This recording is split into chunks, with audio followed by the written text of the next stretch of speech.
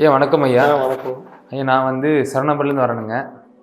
எனக்கு பார்த்தீங்க அப்படின்னா கடந்த ஒரு 20 வருஷமாகவே இந்த வீசிங் அப்படிங்கிறது இருக்குதுங்க ஐயா.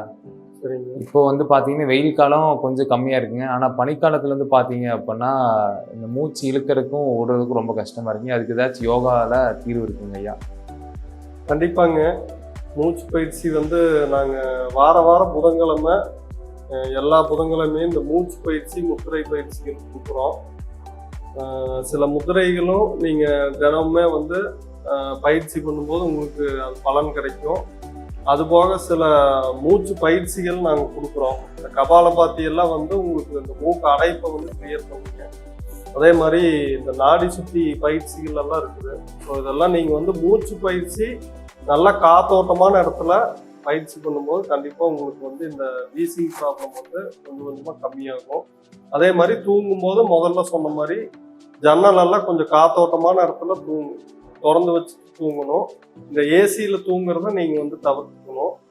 சில மூச்சு பயிற்சிகள் தொடர்ந்து பண்ணும்போது உங்களுக்கு நல்லாவே ஒரு உடம்புல அந்த சுவாச பாதையெல்லாம் உங்களுக்கு கிளியர் ஆகி உங்களுக்கு வீசிங் ப்ராப்ளம் உங்களுக்கு கொஞ்சம் கொஞ்சமாக கம்மியாக ஆரம்பிக்கிறது நீங்களே ஃபீல் பண்ணலாம். ஐயா, நான் ரெகுலராக ஞாயிற்றுக்கிழமை விளையாட போயிட்டு இருக்கேங்க ஐயா. அப்போ பார்த்தீங்க அப்படின்னா ஒரு அரை மணி நேரம் ஆனாலே பார்த்தீங்க அப்படின்னா ரொம்ப டயர்டாகுது. ஸ்போர்ட்ஸுக்கு கண்டிப்பாக யோகா இன்னைக்கு எல்லா விதமான ஸ்போர்ட்ஸ்லையுமே யோகா இன்க்ளூட் பண்ணிட்டாங்க. ஏன்னா கண்டிப்பாக அந்த உங்களுக்கு அந்த என்டியூரன்ஸ் கொஞ்சம் பில்ட் பண்ணும். அதே மாதிரி உங்களுக்கு ஃபோக்கஸ் நல்லா இம்ப்ரூவ் ஆகுங்க. எனி ஸ்போர்ட் நீங்கள் யோகா பண்ணும்போது உங்களுக்கு உங்களுடைய பெர்ஃபார்மன்ஸு காம்படேட் பண்ணி போகிறதுக்கு கண்டிப்பாக யோகா உங்களுக்கு சப்போர்ட் பண்ணும். ஒரு ஸ்டேபிள் மைண்ட் எப்பவுமே ஃபிக்ஸாக இருந்து நம்ம ஒரு பர்ஃபார்மன்ஸ் பண்ணுறதுக்கு கண்டிப்பாக யோகா ஒரு ஸ்போர்ட்ஸ் பர்சன் ப்ராக்டிஸ் கண்டிப்பாக பண்ணாங்கன்னா அவங்களுடைய பர்ஃபார்மன்ஸ் கண்டிப்பாக இம்ப்ரூவ் ஆகுது. ஐயா, நீங்கள் சொன்னீங்க விளையாடும் போது கான்ஃபிடென்ஸுக்கோ என்டூரன்ஸுக்கு கான்சன்ட்ரேஷனுக்கு பார்த்தீங்க அப்படின்னா யோகா ரொம்ப ஹெல்ப்ஃபுல்லாக இருக்கும்னு. விளையாண்டு முடிச்சதுக்கப்புறம் ரெக்கவரிக்கு யோகா எந்த அளவுக்கு ஐயா ஹெல்ப்ஃபுல்லாக இருக்கும்? கண்டிப்பாக அது இப்போ நீங்கள் ஒரு இன்ஜுரி ஆயிடுச்சு, பட் அதில் ஏதாவது நீங்கள் கொஞ்ச நாள் பெட் ரெஸ்ட்ல இருந்திருப்பீங்க. அதுக்கப்புறம் மறுபடியும் ஒரு ஸ்போர்ட்ஸ் ஸ்டார்ட் பண்ணணும்னா அதுக்கு முன்னாடி நீங்கள் ஒரு 2 months யோகா வந்தீங்கன்னா யோகா ரொம்ப மெதுவான பயிற்சிகள் தான் இருக்கும். இந்த ஸ்டிஃப்னஸ் எல்லாம் நீங்கள் மூமெண்ட்ஸ் எல்லாம் மெதுவாக தான் பண்ணுவோம்.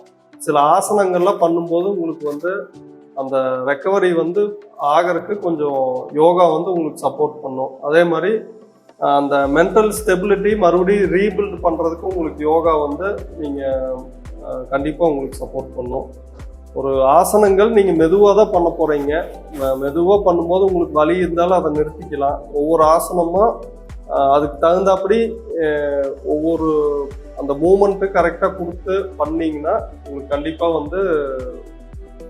ஸ்போர்ட்ஸ் ரெக்கவரிக்கு உங்களுக்கு யோகா சப்போர்ட் பண்ணுங்க.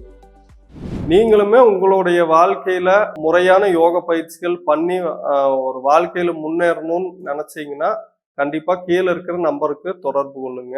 நன்றி.